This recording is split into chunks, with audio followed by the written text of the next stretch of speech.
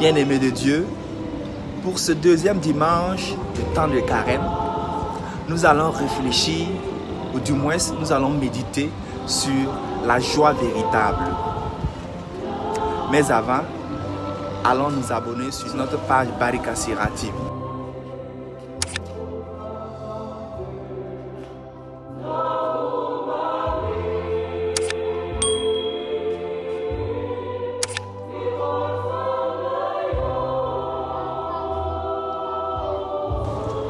Bien-aimés de Dieu, c'est quoi la joie véritable?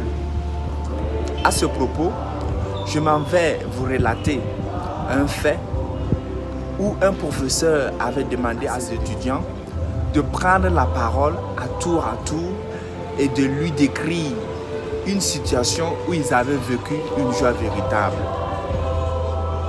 À son grand étonnement, un des étudiants ayant pris la parole était dans la difficulté de pouvoir décrire la situation où il avait vécu une joie véritable.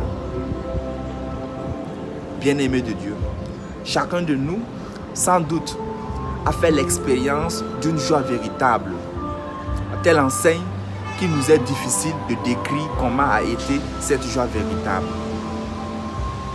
C'est en cela que nous pouvons comprendre les propos du sage qui dit ceci: les moments de joie véritable sont difficiles à transcrire.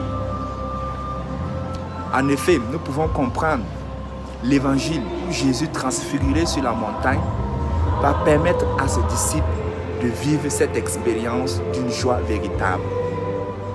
Une expérience vécue qu'il a été très difficile pour les disciples de décrire.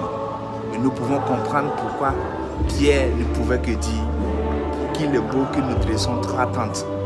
Une pour toi, une pour Élie et une pour Moïse. En effet, ces joies véritables que nous vivons doivent être des tremplins pour nous afin de rehausser notre élan, notre désir de vouloir aimer et servir le Seigneur. Et ce temps de carême qui vient être un temps de mortification, d'ascèse, de sacrifice, de pénitence, nous pouvons nous remémorer ces moments de joie véritable en vue d'avoir les forces nécessaires pour pouvoir faire confiance et avancer dans ce désert. Car, comme à l'instar de notre Père dans la foi, Abraham, le Seigneur nous a promis des surprises qu'il va réaliser. Et sur ce, je nous souhaite d'avoir une grande foi pour pouvoir lui faire confiance. Je vous souhaite donc de passer une agréable journée dominicale et que le Seigneur bénisse.